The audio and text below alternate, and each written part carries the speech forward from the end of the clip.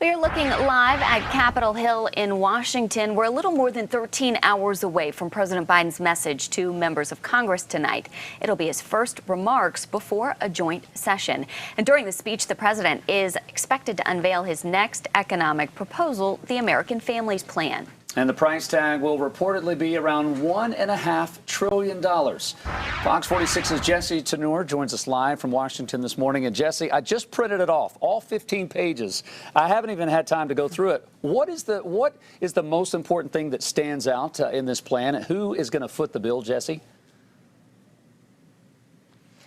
Yeah, there's definitely a lot to look through still, but the Cliff Notes version of that, I guess you could say, is something that people always look at is the word free, and that's exactly what the Biden administration is trying to do when it comes to preschool for 4- and 5-year-olds, and then also community college as well. And the way that they've proposed paying for this is through a capital gains tax increase. They're still not saying how much. It's at a 20% level right now, but it's essentially people who make more than $1 million. That's about 500,000 households in the U.S.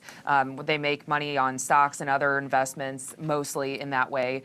They would be taxed further on that. There's not a lot of appetite among Republicans to tweak that at all, and so we'll see how negotiations continue moving forward.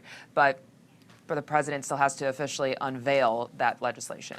And Jesse, you mentioned free is one of the first things that stands out to you in this package, this 15-page package that I have. Are there other priorities that members of Congress want to be included in this? There was other priorities as well, dealing with child tax credits, things of that nature. Some of that did make it in.